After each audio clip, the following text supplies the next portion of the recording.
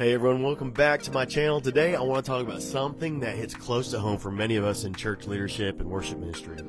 Is having high expectations for your volunteer team the right thing to do? We all love and appreciate our volunteers, right? But sometimes we struggle with where to set the bar. Let's dig into why expectations matter and how to handle them in a healthy way. Number one, why expectations matter. All right, guys, so having high expectations isn't about control or perfectionism. It's about honoring the calling on each volunteer's life. So when you set clear, high, but reasonable expectations, what you're saying is, I believe in you and the gifts God has placed in you. It also helps us create a sense of purpose and direction. The deal is this: people want to know how they can succeed and what goals they're aiming for. They need a target, right? Here's a couple things to write down. Number one, clarity leads to confidence. Let me say it again. Clarity leads to confidence. When you make expectations known, your volunteers now have a roadmap. They know what's required of them musically, spiritually, and relationally. All right.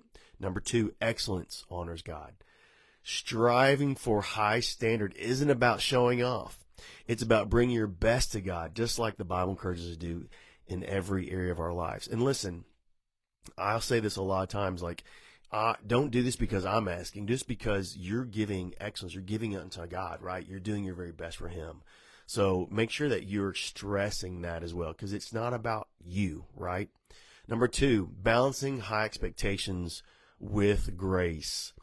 So volunteers aren't paid staff, and that fact should always influence how we communicate our expectations. Here are some ways of getting that balance right, I believe. Number one, respect their time. They're juggling families, jobs, personal obligations, sickness, whatever. Make sure your rehearsals are efficient. Your communications is clear, and you're not overscheduling them. This has been one of the areas that I have struggled with for so much, or I guess stressed about in rehearsals, because there's so much going on in their lives, and then you're having a rehearsal at night, and sometimes it takes a little time, and so you want to get things right, and so in your mind you're just like, oh my gosh, I know they had a rough day at work. So again, respect their time. Number two, offer training and resources. This seems obvious, but if you want your team to reach a certain level of skill or commitment, you have to equip them. So provide devotionals, video tutorials, or workshops so they can grow. Go to conferences. There's so many sites nowadays that can assist you in this. And nowadays, more than ever, there's so many opportunities out there for people to learn. I'll put a couple of them that I know of in the description below for you guys. Number three, progress over perfection. If you know me, you've heard me say this so much that you're probably sick of me saying it.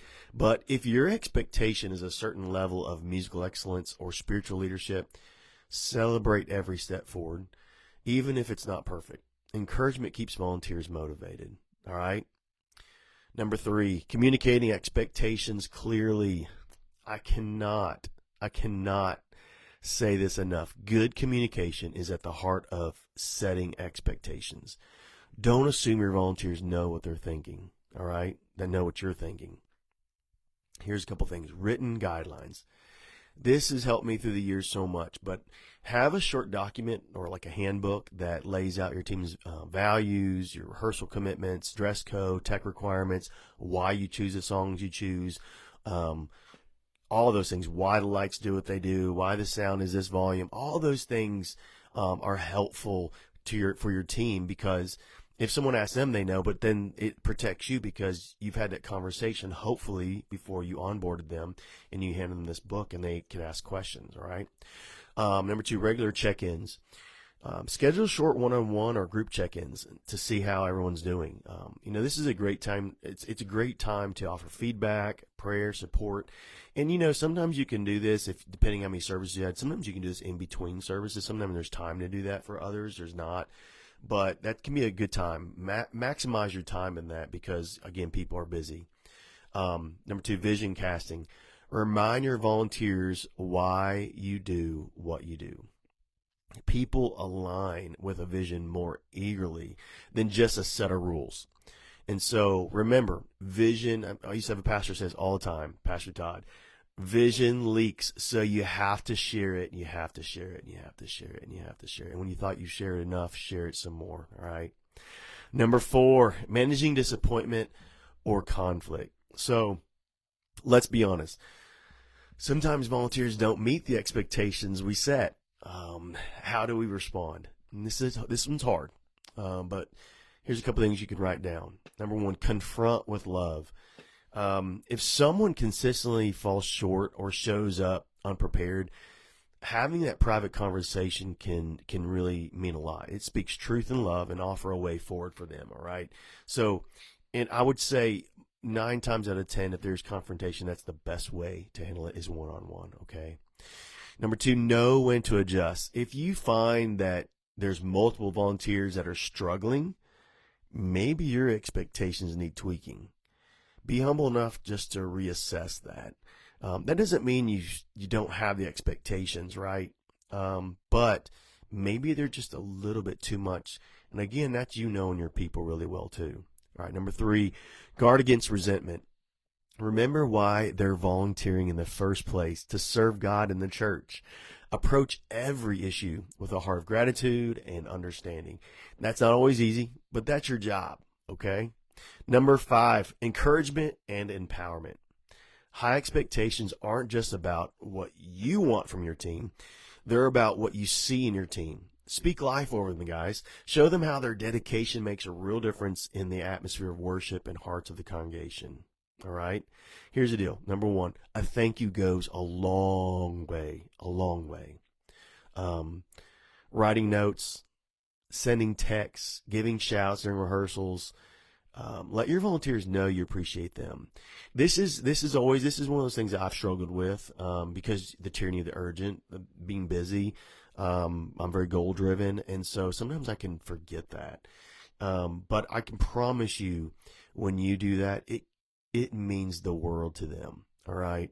And, notes are kind of one of those things that people don't do anymore. So when you do a note, even, you'll be amazed at their reaction.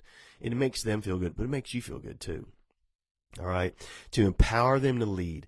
If you see leadership potential in them, mentor and coach them. All right. Volunteers often rise to the level you expect and believe they can reach. So they're out there. You just got to be aware and cognizant that they're out there and pay attention. You're going to see, and sometimes they're not the young ones. Sometimes they're the little bit older ones. Right. But look around and pay attention to who's around. There might be somebody that's really, they've been saying it and you just haven't been hearing it, that they really want to learn more. But take the time to mentor and coach them.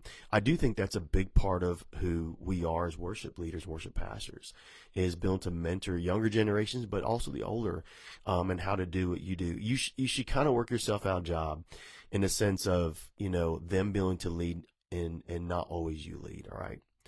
All right. So in conclusion, here's the deal. So if having high expectations for volunteers is the right thing, all right, I believe, in short, the answer is yes. As long as those expectations are clearly communicated, supported with grace, and matched by genuine care for the people you're serving, volunteers, they want to know their contribution matters. They want to know what they're doing means something. So by aiming for excellence, you create a culture where everyone strives to honor God wholeheartedly. And that kind of culture can transform not only your worship ministry, but the entire church community. All right. Hey guys, thanks again for watching. If you found this helpful, be sure to like, share, subscribe for more insights on worship leadership and ministry. And if you have any questions or comments, drop them below. I'd love to continue the conversation with you. Again, I'll say this, like I say every time, I don't know everything. You don't know everything. Let's learn from each other, okay? Until next time, keep serving, keep growing, keep worshiping with all your heart, and finally, keep putting Jesus on display. God bless.